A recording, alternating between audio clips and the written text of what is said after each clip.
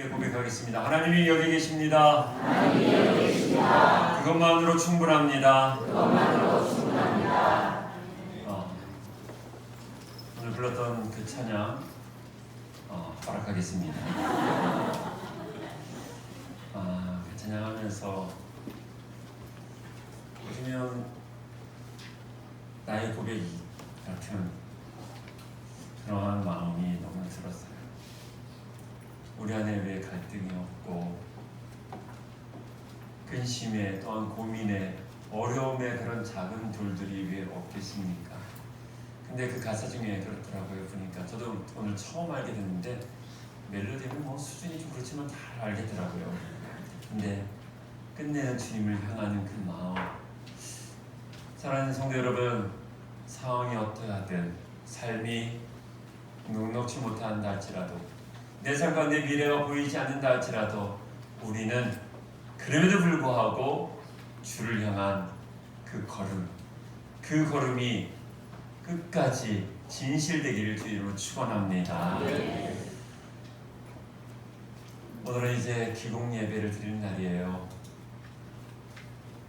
착공 예배라고도 하는데 잠을 못 잤어요. 제대로 일찍 잤는데 우리 청년들이 뭐 떠들기도 했지만 다 용서가 돼요. 저희 집은 아주 은혜가 돼서 자그마한 발소리도 다 들리게 돼 있거든요. 심해서 기대감도 있지만 심해서 힘든 마음, 그 아픈 마음이 제 안에 참 많이 있네요.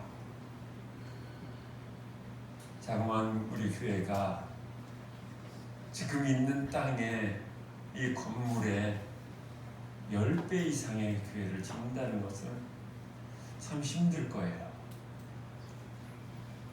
수많은 갈등도 있을 것이고 여전히 풀어야 될 수많은 숙제들이 많이 있을 거예요. 그런데 우리가 교회를 짓는 거라는 것을 잊지 않았으면 좋겠어요.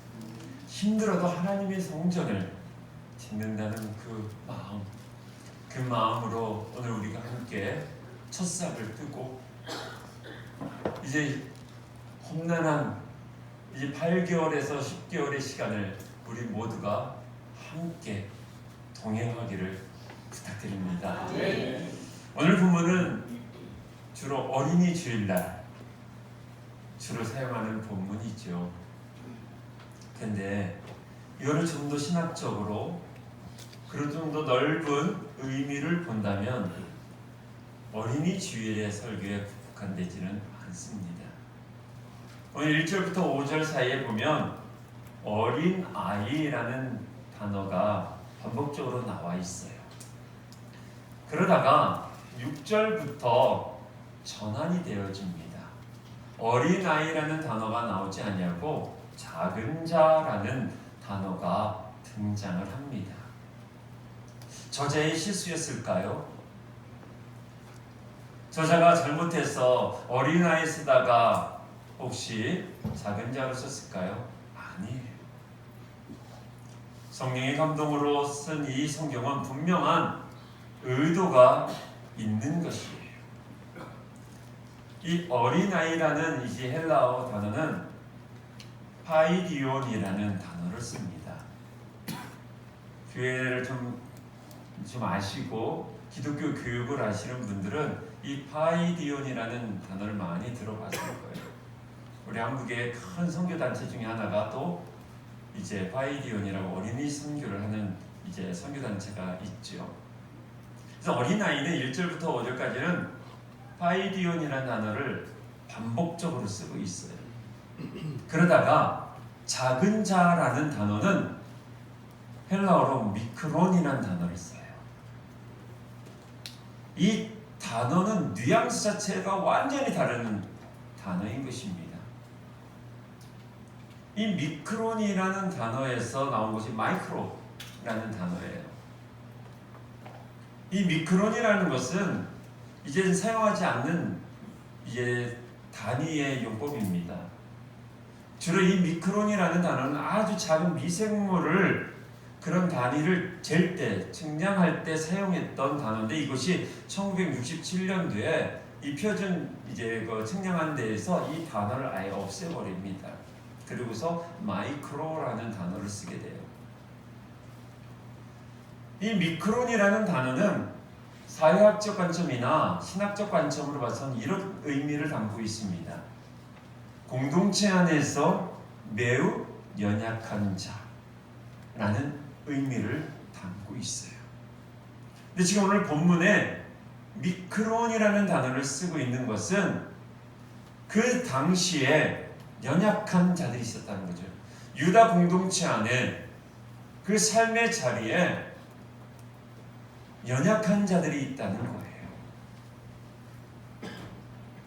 이거는 단순하게 가난한 자, 몸이 아픈 자를 상징하는 것이 아니라 공동체 안에서 믿음이 연약한 자,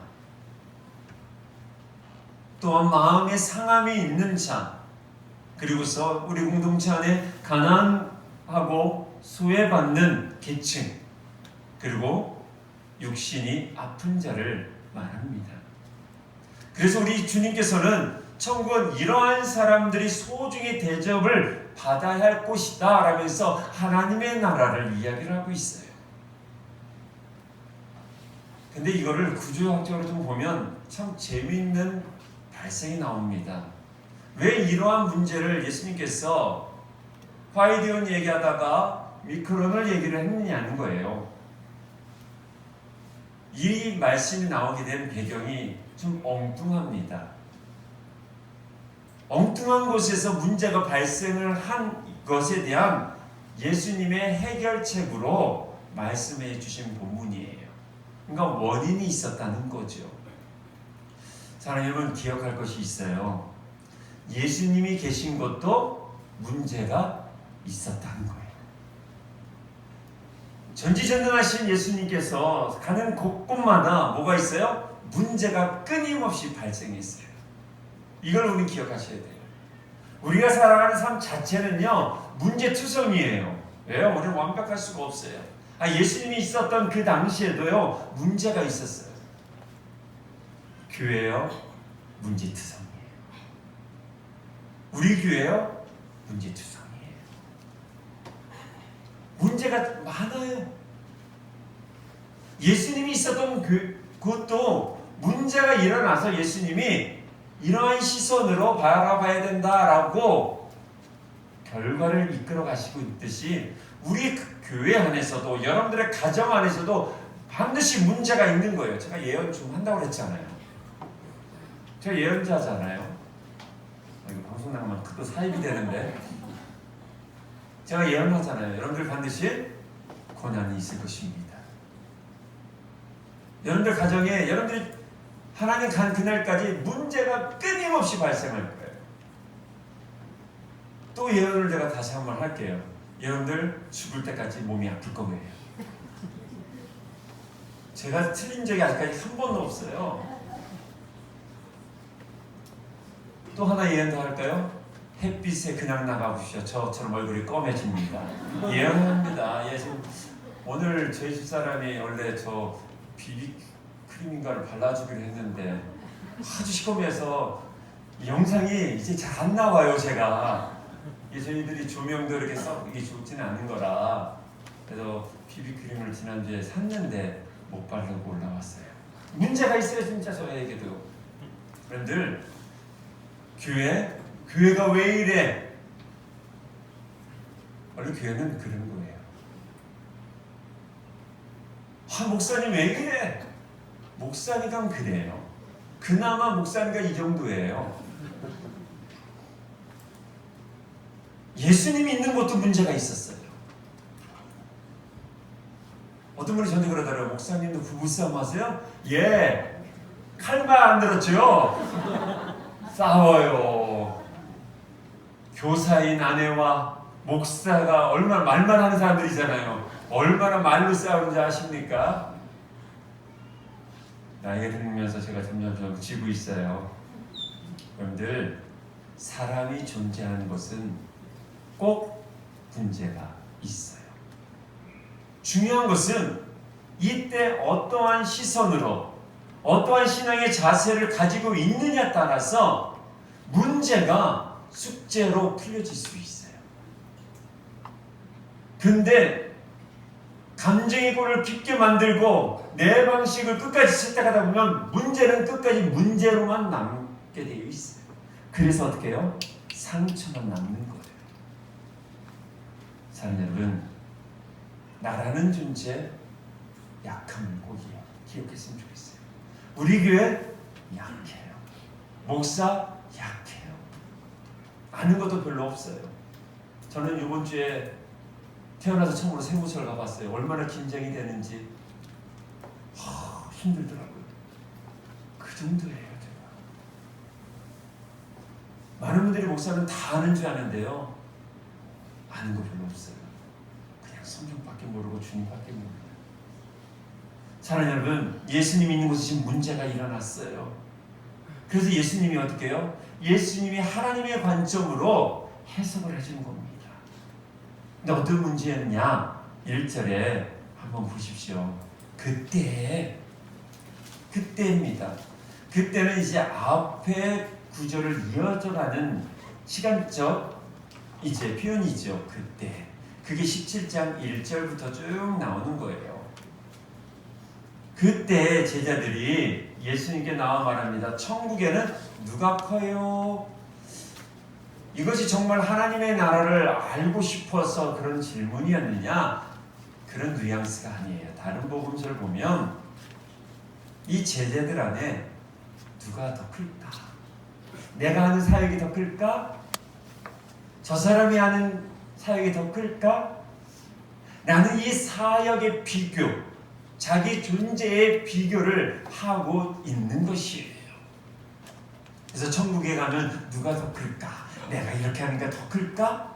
그러한 아주 낚싯바늘 같은 그런 꼬여있는 마음으로 예수님께 이야기를 합니다. 세상의 비극은요, 바로 여기서부터 시작이 되는 것 같아요. 비교할 때부터. 내 자식과 남의 자식을 비교. 내 형편과 다른 사람의 형편. 내 신앙과 저 사람의 신앙을 비교. 여러분, 이 비교식은요, 우리의 영혼, 신앙, 심지어 생명까지 멍들게 합니다. 비교식이 내 생각과 내 마음에 딱 자리 잡으면요, 집을 틀면요, 그때부터 심령적으로 우울해져요.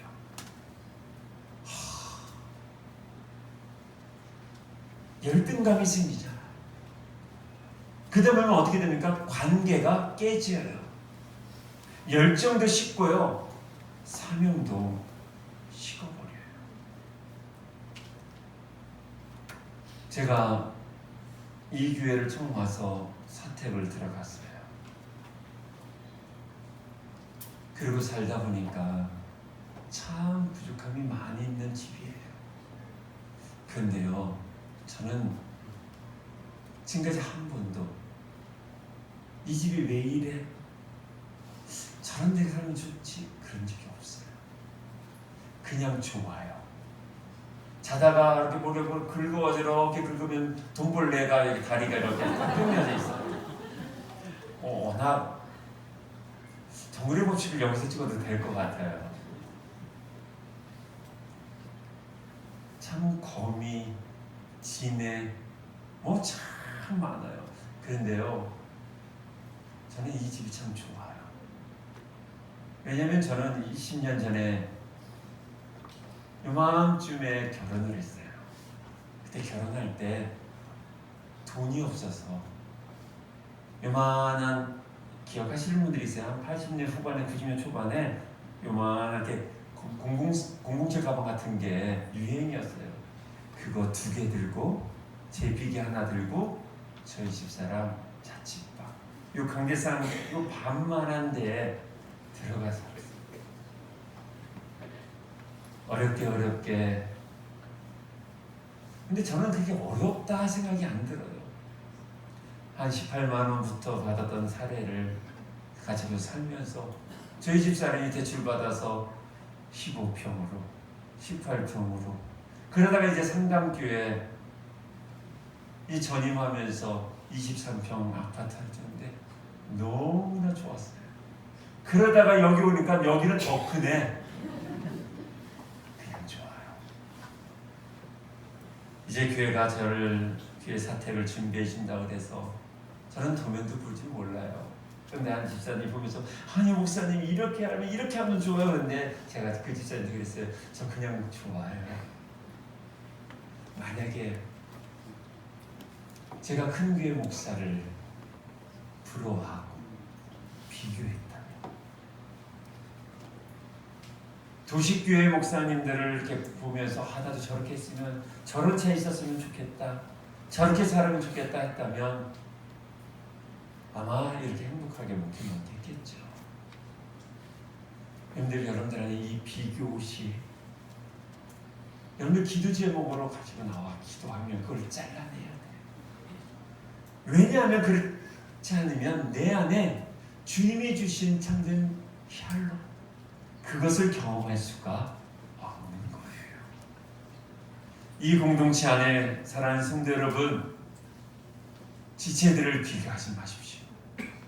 누가 지체를 다른 사람 섬겨준다면 아이고 그런 소리 하지 마시고, 우리는 있는 모습 그대로 참 저렇게 섬기는구나, 저렇게 사랑을 하는구나, 저렇게 봉사하는구나. 어떤 분이 그래요. 왜 집사님들 봉사하시면서 저희들 일주일 동안 참 수고하신 분들 있잖아요. 근데 어떤 마음이 꼴하시는 분 딱 두 분이 있는데 그분이 그러는 거예요.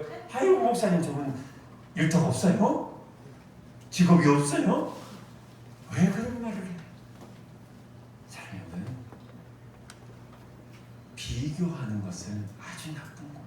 누구를 판단하는 것은 나쁜 거예요. 우리가 판단할 수 있는 권리가 어디 있어요? 그런 자격이 있나요? 없는 거예요. 사람은 비교하기 시작할 때 은혜가 없는 거예요. 예수님의 제자들이 그렇게 했다는 거예요. 예수님을 따라다니면서 수준이 이래요. 우리도 그렇잖아요. 교회 다니면서 우리의 수준이에요. 사랑하는 여러분, 정말 은혜를 경험한 사람은요, 이거 꼭 기억하셨으면 좋겠어요. 바라보는 눈이 바뀌어야 합니다. 은혜를 받아도요, 세상의 눈으로 바라보는 사람들이 있어요. 그거 정말 나쁜 거예요. 제가 며칠 전에 글을 썼죠. 우리 안에는 어떤 눈을 가져야 돼요? 제3의 눈. 하나님이 일하시는 것을 바라볼 수 있는 기독교적인 세계관을 가져야 돼요. 근데 그것은 아무나 가질 수 있는 것이 아니에요. 정말 죄송하지만 기도하는 사람이 하늘의 것을 바라볼 수 있는 거예요. 사도 바울이 기도하는 가운데 삼층천의 경험을 받잖아요. 그 경험이 있기에 목숨을 내놓으면서까지 끝까지 하나님의 일하심을 바라보면서 그 고난이 있고 핍박이 있어도 땅 끝까지 이르러 복음을 증거하려고 했던 모습이 있지 않습니까? 은혜를 받으면요, 은혜가 있다면 눈이 바뀌어야 돼요. 제가 요즘 저녁에는 운전할 때 안경을 써요. 눈이 참 좋았었는데 이제 눈이 좀 나빠져서 저녁 되면 이 불빛이 분산이 되더라고요. 그러니까 잘 안 보여요. 게다가 보니까 길을 놓친 적도 한두 번이 아니라 안경을 맞췄어요. 근데 이제 맞출 때 안경사가 그러더라고요. 목사님 힘들 거예요. 뭐가 힘들어요? 그러니까 이게 가까이 있는 게 안 보일 거고 멀리 있는 건 잘 보이는데 이게 거리감이 약합니다 라고 그러면서 적응해야 된다고 하더라고요. 근데 진짜 안경을 딱 썼는데요, 핸드폰을 만져서 보니까 안 보이는 거예요. 그래서 이렇게 보게 되더라고요. 근데 멀리 있는 것은 이제 잘 보여요. 예수님을 믿으면요, 예수님의 사고, 예수님의 마음, 예수님이 바라보는 세계관이 내 안에 들어와야 되는 거예요. 그거를 써야 돼요. 그래서 어떻게 해요? 희미했던 것을 예수님의 관점으로 보는 거예요. 불가능한 것 같은데 예수 그리스도의 관점으로 바라보니까 나는 할 수 없지만 예수님이 계시니, 예수님이 나와 함께하니 나는 할 수 있다라고 고백할 수 있는 것이에요. 제자들이 예수님과 함께 하셨음에도 불구하고 바라보는 시선이 잘못되어서 여전히 답답하니까 예수님께서 어린아이를 불러놓고 말씀하십니다. 우리 2절과 3절 우리 함께 읽겠습니다. 시작. 이르시되 죄송합니다. 계속 시작. 예수께서 한 어린아이를 불러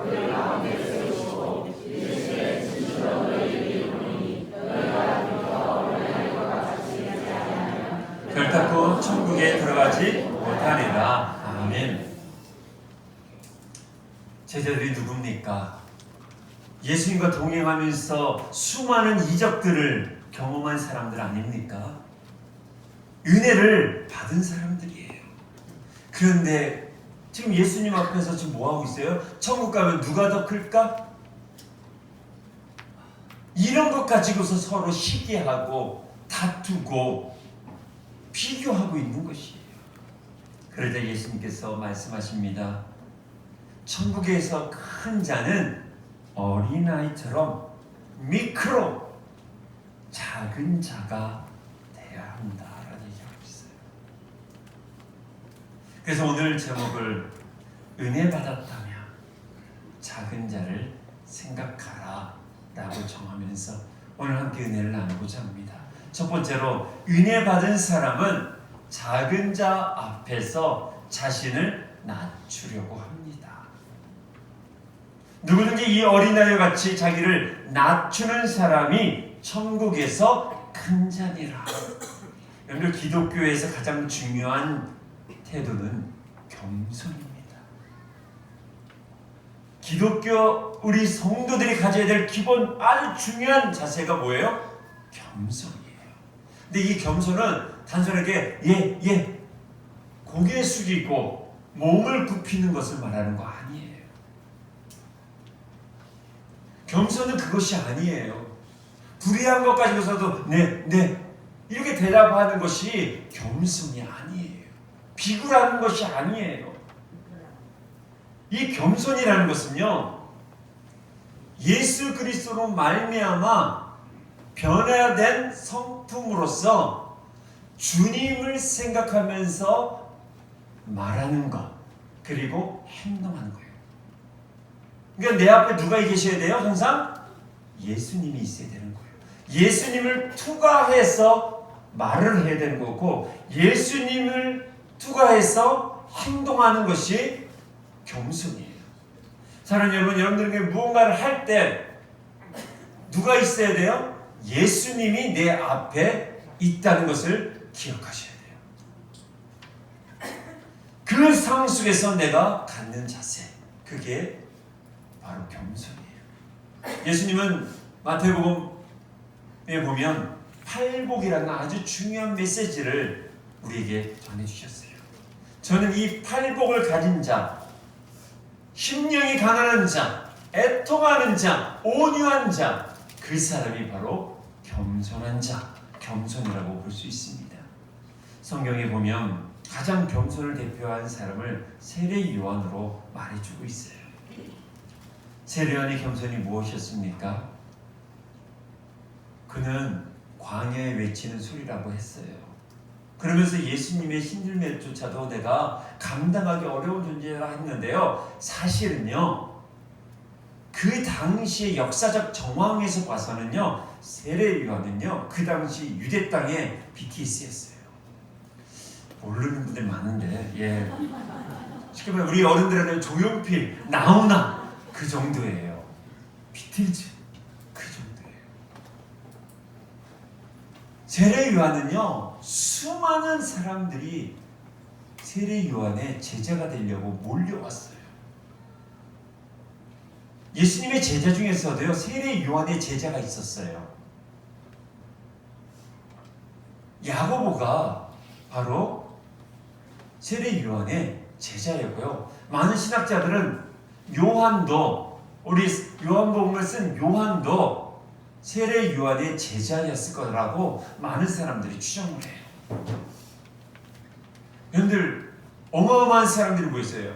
근데 갈릴리에서 예수님이 딱 등장할 때는요, 예수님은요 사람이 없었어요. 예수님 혼자 갈릴리 혁명을 일으켰던 거거든요. 딱 나와서 회개하라, 천국이 가까웠냐니까 사람들이요, 저거 세례 요한이 말했던 거가 비슷한데? 그러면서 저거 짝퉁 아니야? 라고 그랬거든요. 그래서 수많은 사람들이 세례 요한한테 와서 그랬어요. 당신이 메시아입니까? 당신이 정말 이 땅에 오실 메시아입니까? 왜요? 구약 시대의 관점에서는 유대인들은 엘리야 같은 사람이 메시아일 거라고 많은 유대 전승 가운데 있었어요. 그것을 유대인들은 계속 갖고 있었기에 세례 요한의 모습이 꼭 엘리야 같았어요. 그러니까 수많은 사람들이 모여서 그럽니다. 선생님, 당신이 오실 메시아입니까? 그리스도인이십니까? 그런 얘기를 하는데 여러분들 같으면 어떻게 했을까요? 이렇게 쓸 수 있을 것 같아요. 저 같았으면 글쎄요, 뭐 편하시게 생각하세요 라고 할 수도 있을 것 같아요. 그렇잖아요. 굳이 뭐 아니라고 말할 것도 없고, 그렇죠? 아니 많은 분들이 저를 보고서 100m 차서 굳이 내가 그냥 아니에요, 정색을 하면서 저 아니에요, 그럴 필요가 없거든요. 그냥 그래요, 좋은 생각이에요, 이렇게 상담적 자세로 말할 수 있겠죠. 그런데 세례 요한은요 정확하게 말해요. 나는 소리입니다. 나 메시아 아닙니다.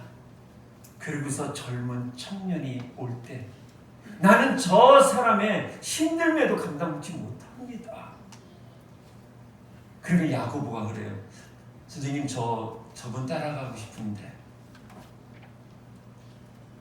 만약에 저 같으면, 만약에 어느 목사님 오셔서 설교를 탁 했는데 어떤 이제 안수 집사님이 그러신 거죠. 목사님, 제가 저 목사님 따라가고 싶은데요, 어떻게 될까요?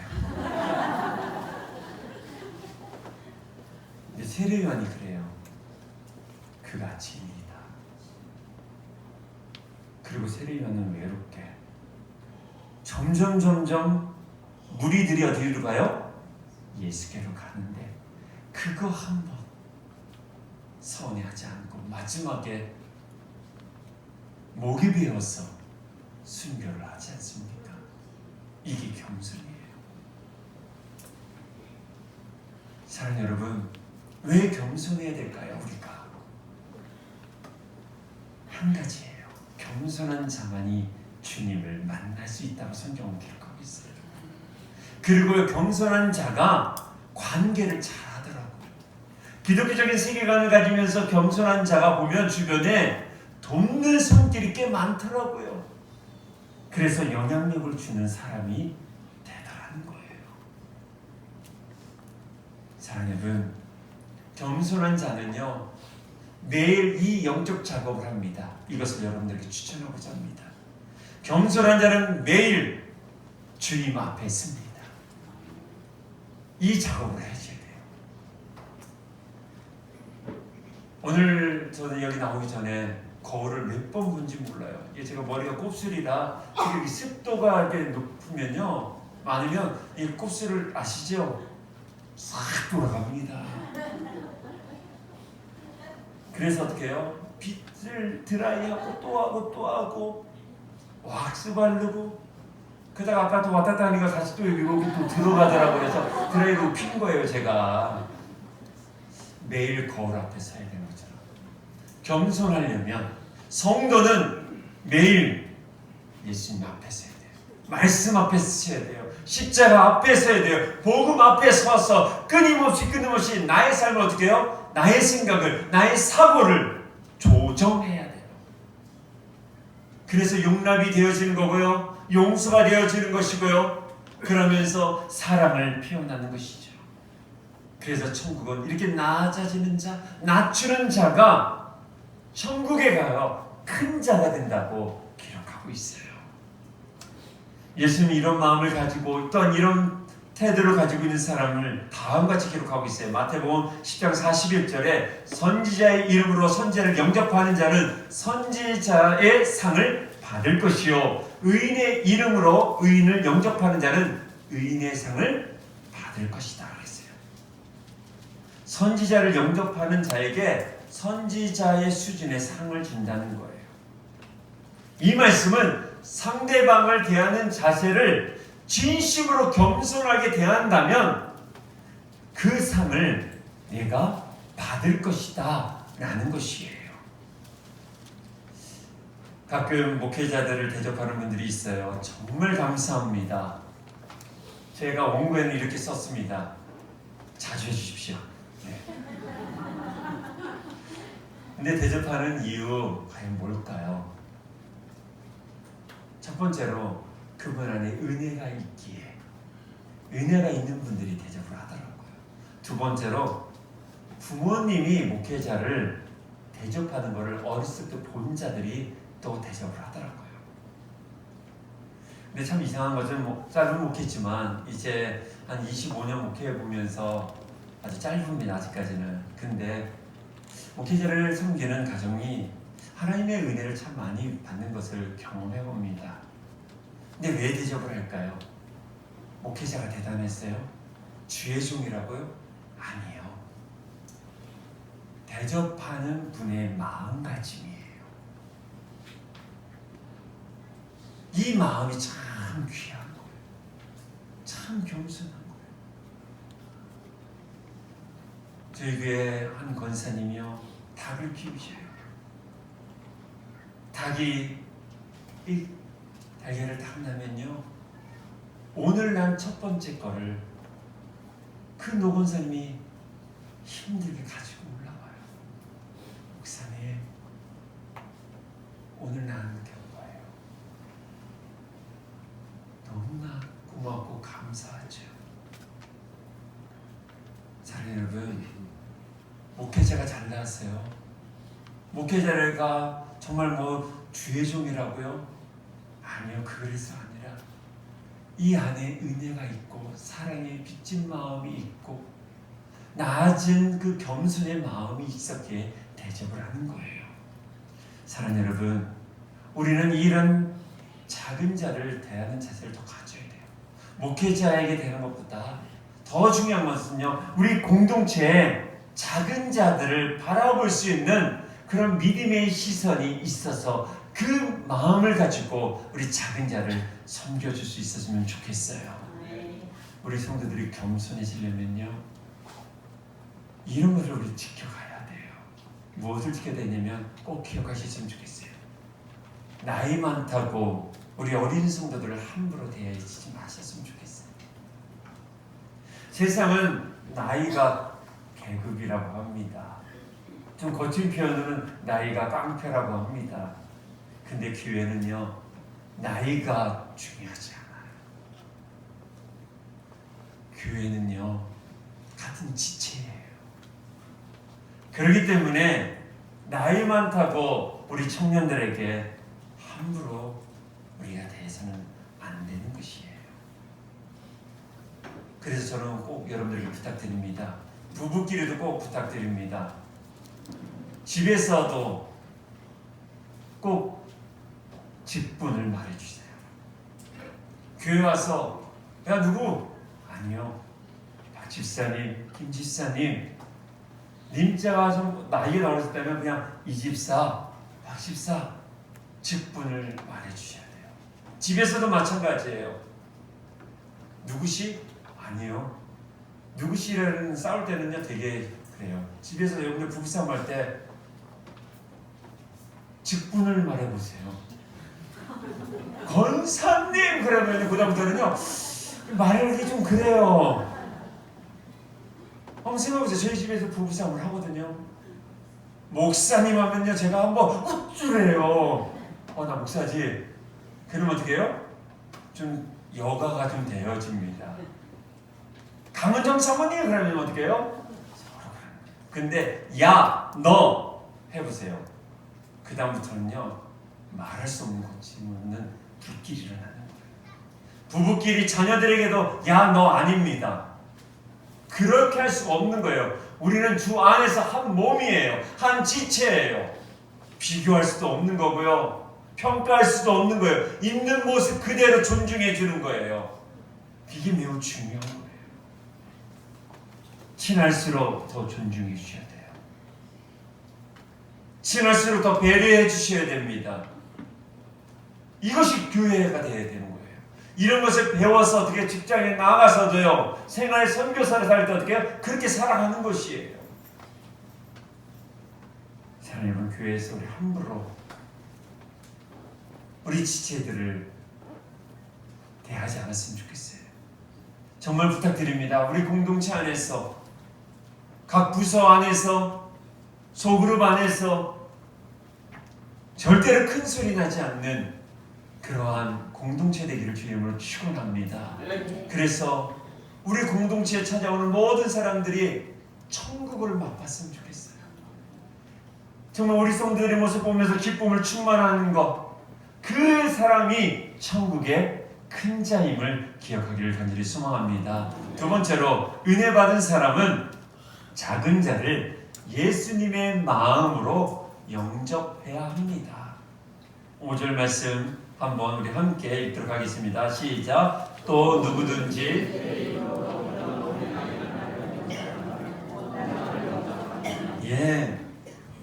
예수님이 어린아이 하나를 영접하는 것이 예수님을 영접하는 것이라고 말하고 있어요. 여러분들, 영접, 이 영이 한자로 보면 마중할 영물자 쓰더라고요. 마중할. 그리고 접이 뭐냐면 사귀일접이에요. 리셉션이라고 이게 단어로 쓰기도 하는데, 여러분들 뭔 얘기예요? 영접은 우리가 대통령이나 누군가 이렇게 외국 국빈 오면 어떻게 해요? 그 오는 분의 격에 맞춰서 어떻게 해요? 나아갑니다. 국무총리가 나가든 대통령이 나가서 어떻게 해요? 맞이를 하는 것이 영접이에요. 나가서 맞이를 하는 거예요. 상대방이 정말 부끄러울 정도로 환영하고 환대하는 것이 영접이라는 거예요. 제가 집에를 신방을 가면요, 모든 성도들이 어떻게 해요? 다 나오셔요. 근데 간혹 우리 교회는 아무도 없는데 전에 있었던 교회에서는요, 아파트 띠띠띠띠 들어오세요 목사님, 그냥 집에 가고 싶더라고요. 어떻게 자기 손님이 오면 어떡합니까 여러분들? 문 밖까지 벨을 누르면요, 열어줘도 띠띠띠 해서도 열어줄 수 있어요. 그래도 어떻게 해요? 나오는 것이 영접이라는 거예요. 여러분들도 영접 받아본 적 있지 않습니까? 저는 잊지 못할 영접이 있어요. 첫 전도사 94년도에 했을 때 정말 우리 교회만 이런 작은 교회에 전도사를 시작을 했어요. 서울 공항동에 갈릴리 교회라는 아주 자그마한 교회입니다. 거기에 이제 사역하러 청주에서 조치원으로 가서 기차 타고 영등포역에서 거기서 버스를 타고 이제 공항동을 이제 갔습니다. 근데 교회가 작아서 저에게 줄 수 있는 곳이 없어서 교회 사무실에서 이렇게 잠을 잤어요. 토요일날 올라가서 아니면 금요일날 올라가서 금요 기도회 하고 이제 교회에서 이렇게 잡니다. 한 11월 정도 되니까 너무 춥더라고요. 그래서 이제 목사님께서 사모님께서 챙겨주셔서 이불을 이렇게 해주셨는데 그래도 춥더라고요. 근데 어느 날 일주일 내내 소유육을 받아서 바느질을 하시는 권사님이 계셨어요. 근데 그분이 찾아오셨어요. 전도사님, 많이 춥죠? 아이, 괜찮아요. 버틸만해. 아직 젊지 않습니까? 근데 권사님이 저를 생각하려고 한 2주 동안 이불을 만드신 거예요. 이만한 두툼한 이불을 갖고 오시면서 전도사님, 내년에도 꼭 우리 애와 함께 했으면 좋겠어요. 근데 제가 그때 교회를 사임하려고 목사님과 합의를 받은 상태거든요. 그 이불을 덮는데 그 사랑의 무게가 너무나 크더라는 거예요. 평생 소일거리하면서 바늘을 찔러 손이 다 이렇게 아파한 그 여종이 교육전도사가 뭐라고 이불을 정말 다 길어서 주셨는데 제가 한 달 덮고 교회를 사임을 했어요. 참 많이 힘들었어요. 그렇지만 그 영접을 받을 그 권사님의 그 사랑은 아직도 잊지 못하고 있어요. 한 번은 상담교회 전임 전도사 시절 청년 사역에 그냥 물불 가리지 않다가 이 성대가 안 좋아서 수술을 하게 되었어요. 청년 사역에만 집중했던 저로는 설교를 하지 못한다는 것, 그리고 대학 사역을 못한다는 것에 대해서 너무나 힘들어서 남성 우울증이 생겼어요. 정말 힘들더라고요. 그래서 원구현 정신과를 찾아갔죠. 그 당시에 이제 집사님이셨는데 집사님이 그러시더라고요. 전사님, 움직이셔야 돼요. 근데 평생 몇 년 동안 아침 6시부터 저녁 12시까지 청년들과 하면 늘 있다가 청년들이 다 떨어져 나온 거예요. 왜요? 새로운 목회자가 오니까 다 그쪽으로 가게 된 거죠. 그때 제가 누구랑 어떻게 걸어갈지 모르겠다는 거예요. 아내는 아침에 출근을 하며 혼자 집에 있는데 너무나 힘든 거. 근데 나가고 싶은데 나갈 용기가 없는 거예요. 그게 우울증 초기 증상이거든요. 그때였어요. 상담교회 지금은 이제 장로님 되신 우리 대학부 부장님이셨던 김순호 장로님 저에게 전화가 왔어요. 저는 그때 말을 못하니까 이렇게 되거든요. 전도사님, 그냥 나오세요. 갈아입는 옷을 입고 그냥 나오세요. 그래서 갈아입는 옷을 입고 나가는 것이, 그분이 데리고서 간 것이 다른 분들에게 정말 죄송하지만 골프장이었어요. 처음으로 골프장을 가봤죠. 전도사님, 걱정하지 마세요. 그냥 무조건 걸으세요. 그분이 1년간을 매주 저를 데리고 다녔어요. 수많은 비용을 대면서 젊은 교육자 하나 살리기 위해서 1년 동안 장로님이 저를 옆에서 동행해 주셨던 거죠. 그런 영적. 사랑하는 여러분, 이거는 꼭 목회자만이 아닐 거라고 생각이 되어집니다. 정말 내가 힘들 때 나를 영접해 주는 지체들 있지 않았습니까? 말없이 내 옆에 와서 권사님, 집사님 괜찮아요. 기도할게요.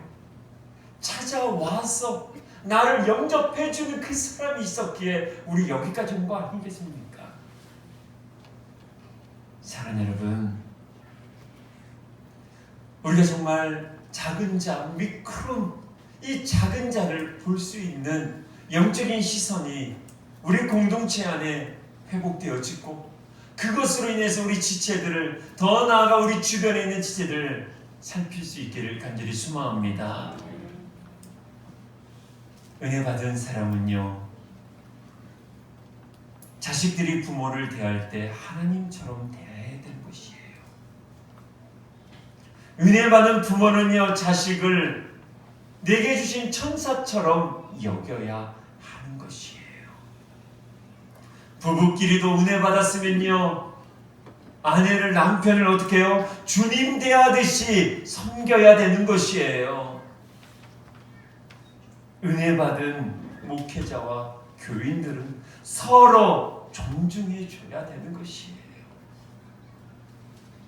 은혜 받은 우리가 사랑하는 나무 지체들을 돌보고 그들이 다시 한번 일어날 수 있도록 인도하는 것이 바로 은혜 받은 자들이 하는 모습인 것이에요. 사랑하는 성도 여러분, 여러분들 안에 은혜가 있습니까? 그 그 은혜가 뭡니까? 예수 그리스도예요. 내가 예수님을 안다는 그 자체가 진리고요. 그리고 은혜인 거잖아요. 예수님이 여러분들 가운데 계시죠? 그러면 은혜 받은 대로 여러분들 행동하셔야 돼요. 근데 제일 중요한 거는 세계관이 바뀌어야 돼요. 그래서 매일매일 기도하면서 내가 지금 바라보는 것이 바른 것인지를 우리 늘 알으셔야 돼요. 왜냐하면 이것이 주님께서 말씀하신 율법이요 강령이기 때문에 그래요. 마태복음 7장 12절에 그러므로 무엇이든지 남에게 대접을 받고자 하는 대로 너희도 남을 대접하라. 이것이 율법이요 선지자였어요. 사랑하는 여러분, 은혜 받았다면 작은 자를 바라보셔야 돼요. 그런데 기억하셔야 될 것은 내 관점으로 작은 자를 평가하고 위로해 주지 마십시오. 그건 아주 나쁜 것이 될 수 있어요. 그 사람의 입장을 알고서 위로를 해줘야 되고 도와주셔야 돼요. 전에 있었던 교회에서 어려운 이웃들에게 물질이나 이제 쌀을 공급해줬다가 도움 받은 사람들이 교회를 떠나는 것을 봤어요. 알고 봤더니 이것을 전달해 주시는 분들이 정말 은혜 입은 자로서 겸손하게 하는 것이 아니라 그냥 자기 입장, 인간적인 입장, 그런 어떤 나눠주는 사람의 입장으로 그냥 주다 보니까 이분들이 모멸감을 느꼈던 거예요. 사랑하는 여러분, 우리가 지혜롭게 섬겼으면 좋겠어요. 그래야지만 합력해서 선을 이루시는 하나님의 역사가 나를 통해서 일어나는 것이지 내 관점으로 섬기면 어려운 거예요. 특히 요즘 젊은 분들이 그래요. 저희 아들도 그랬죠. 쌀이 없어? 그럼 라면 먹으면 되지? 이것은 참 큰 실수하는 표현법이죠. 어떤 분이 못 일어나요? 그거 왜 못 일어나? 아이고 툭툭 털면 되지. 털 힘조차 없는 분이었거든요. 어떤 분이도 그래요. 나도 다 해봤어 그런 거. 나도 다 봐봤어. 교회 생활하면 다 원래 아픈 거야. 괜찮아. 안 괜찮아요.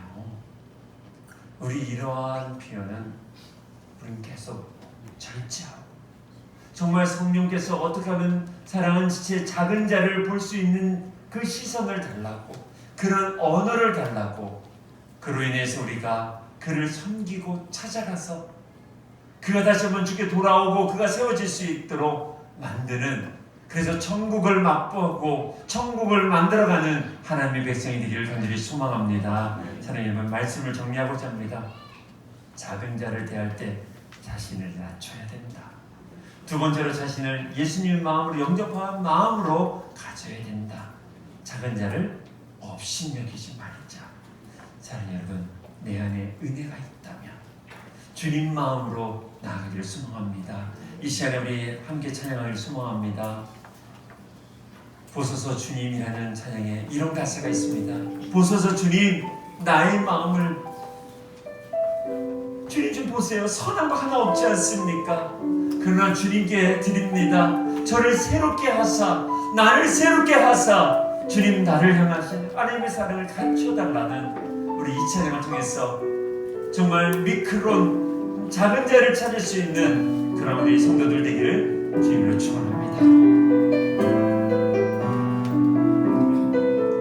보소서 주님 나의 마음을 보소서 주님 나의 마음을 선한 것 하나 없습니다. 선한 것 하나 없습니다. 그럼 내 모든 것 주께 드립니다. 그러나 내 모든 것